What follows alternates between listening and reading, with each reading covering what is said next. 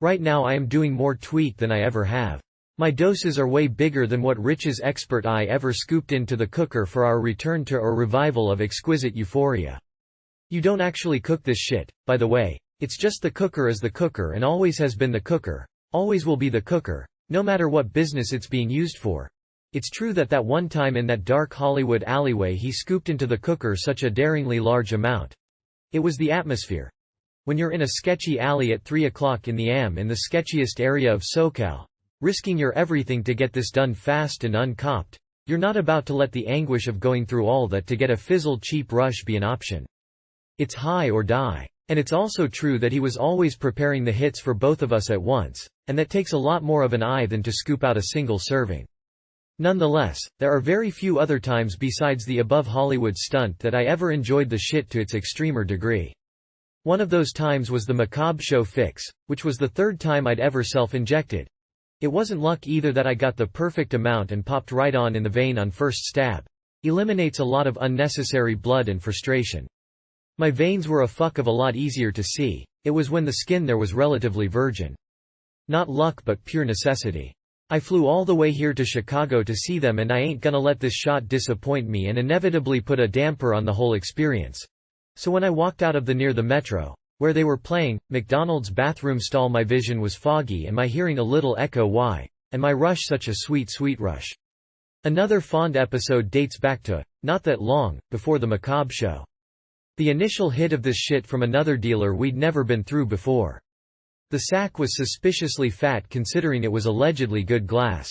I am always very suspicious with new dealers and I don't settle for getting fucked over. It was Pix's deal but my money. We took the sack despite this raging distrust I was having for this meth. This huge bag of what? Sugar, salt, broken plastic pieces, meth, in that order. Fuck this shady gutter punk. Let's stick to our sell to friends only and not even for profit guy around the corner. Our trusted late 20s tweakin' homo with porn all over his apt. This was more intense than my usual distrust cause it was coupled with that pre-meth anxiety. I am such a flat-out bitch to people, anyone, when I am consumed by this stage of the ritual. It's marked by the mental and physical readiness to get the shit into my vein, and the overwhelming fear of getting busted before I even get to have a hit. So we save the sack till we get back to my pad, at my insistence, instead of getting busted rigging up what was probably cornstarch cut with Ajax in some sketchy restaurant whose policies about non-customers using the restrooms were modified after some unknown number of overdoses. Once here, the prep begins. They work quickly, seriously, and with the ease of experience. This was before I had the confidence that I, too, could set up my very own blast, and furthermore, administer it. Yeah. This was when I was still thinking I would never in a million years be able to do what they are such pros at. They really should get paid to administer shots at Dr. S offices instead of those inevitable novice nurses that were never required to stick a needle in their own vein and make it work out. So I sit there useless as a child, simmering in my pre-meth impatience for what seems like hours. Hours of imagined real footsteps outside the door. I have no lock. A parent just opens the door to whatever horror is concealed behind the just hanging out like normal act that we luckily never have to pull off. My parents rarely have anything to say that can't wait till we run into each other in the kitchen or something. Yeah, I have fine privacy despite the locklessness of the door. But all this is of no help in silencing what isn't even there. It's part of the routine. Finally we're ready, and we're listening to Crazy Tron, and Pixie hits me like she always does. With ease and skill and fucking right on every time, not a drop outside the expressway. And so I get my first glimpse into the potential of the high I thought I knew the limits to. I always assumed if you did too much, you'd experience that same high you always do, followed by a heart attack or stroke. Never did I read or hear that your vision could get foggy. And never could I have known that the surge of exhilaration could be this strong without killing you. Or am I about to die? I am a little concerned about these indications that I am at the mercy of the drug, and I have no control over how foggy my vision gets or how much my heart will swell with the exhilaration.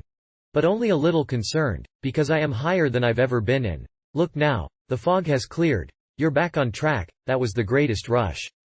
I guess that punk wasn't so bad after all. After some hours, we do some more. We don't do enough to get the same rush. After some more hours, we do some more. Same mild hit. Now it's 24 hours after the first hit. We've all been awake and foodless. I am getting off the phone with Haley from a frustrating conversation where I let her know that the only influence on her life I could possibly have is negative. I made it clear that drugs were my priority and I was going to bring her down. I said she should hang out with like-minded, college-bound people, not me, 'cause I would serve only as an obstacle to her school career goals. She was miffed that I thought I would have that much influence on her. I've always seen in her this great interest in my interest of drugs. But she is only interested in being able to say that she did this or that, she is into the glamour of it. She has the warped attitude, it's just a trend to be exploited, like lesbianism.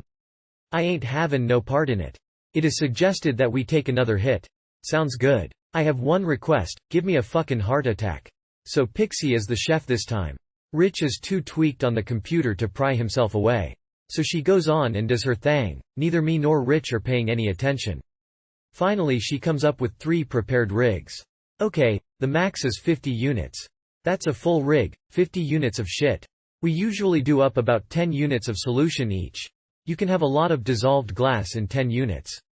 You can get kinda high, or you can get really high with 10 units of solution. There are ways of finding out how thick it is, but doing so never even crossed my mind. She knows what she's doing. I'd never cooked the shit up, so I wasn't at all alarmed that I had 30 units of solution to go to my head.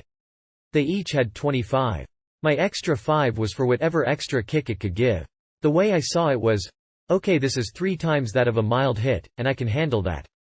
I didn't know you could make a solution thicker or thinner. I was just a useless child when it came to syringe savvy. Okay, out goes my arm, no second thoughts. Up goes 30 units of solution, of which how much is meth?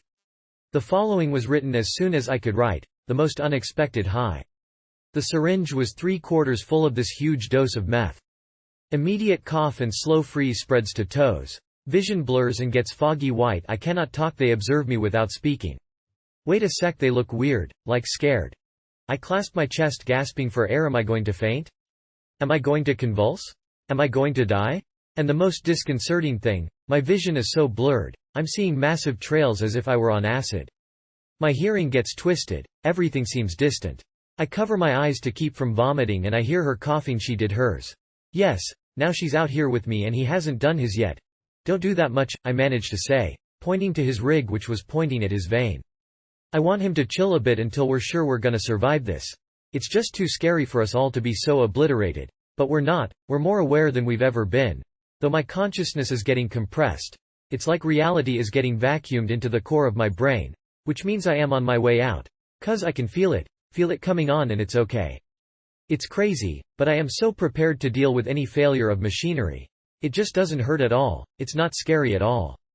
It's exciting. Now what? My arms keep moving about. Oh, I feel it in my brain. I feel too much in there flooding my operating board. Now he's done his and we're all in the same place, with the same looks on our faces. Mine is a bit more comfortable and at ease with this trip than theirs. They're still wondering if they made their final decision. We're so gone we neglect the needles, sitting in plain view. I look from the rigs to the door and the infinite possibilities beyond the door. And although just a second ago I was ready to die, I am never ready to explain this situation. I'm the only one who has gone beyond the initial fear, moving on to exploring this incredibly psychedelic, very acid-like, yet very meth-like reality. I really fucking like it, I smile and say, but my voice comes out all quiet and from some remote place inside my head. I repeat it, looking at them with happiness, joy, to convey that this is a good trip, not a bad trip like their faces were considering. Don't you like it? It's fucking great. What the fuck is this? Put on System of a Down and we feel it strong, all of us singing along. Try standing up. Try looking in the mirror, can you handle your own reflection? We keep close eye on anyone looking in the mirror, although by now this couldn't be turned into a nightmare. I saw my eyes so wide, dilated pupils, like on acid. My skin was so deathly pale I wondered where all my blood went. To my brain or something, right? Wherever it was, it wasn't tinting my skin at all. And it's so hot and she's flushed and I can feel the meth seeping somewhat painfully. So much all at once, out onto my skin. And my brain has got to be totally rewired by now. I wonder if there will be some major damage by the time this is done with me, but do I even care? This is the most awesome high. I've been rushing for 15 fucking minutes. My surroundings are seen tinted a shade of red, then yellow, then green, and inanimate, non-moving objects have those acid trails. I realize 'cause I am constantly rocking back and forth.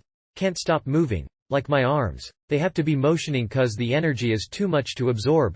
It's sound energy. It got me like this on acid, too. If I stay still I am fying the music and causing tension in myself. So I just give in, and let it do its thing right through me. My experiences have opened me up to what I deem a very advanced understanding of the world and especially the phenomenon of sound. By the standards of the world I live in, I am 19 years old. But I feel that I am actually much older than that. I think the essence of this drug and what it does is best put by Les Claypool of Primus in the song, "Those damned blue-collar tweakers," with, "Now the flame that burns twice as bright, burns only half as long." My attitude toward my drug use is constantly evolving. I am now at a point where I am at ease with myself and embrace my use in all its extremity. I used to beat myself up constantly about it, forever concerned about what other people must think. I now realize what a pointless, self-defeating thing that is to do. I now see that I can use drugs and still be successful in life. It's all a matter of maintaining a realistic grasp on things and overcoming those crippling internalizations of the views of the society I live in.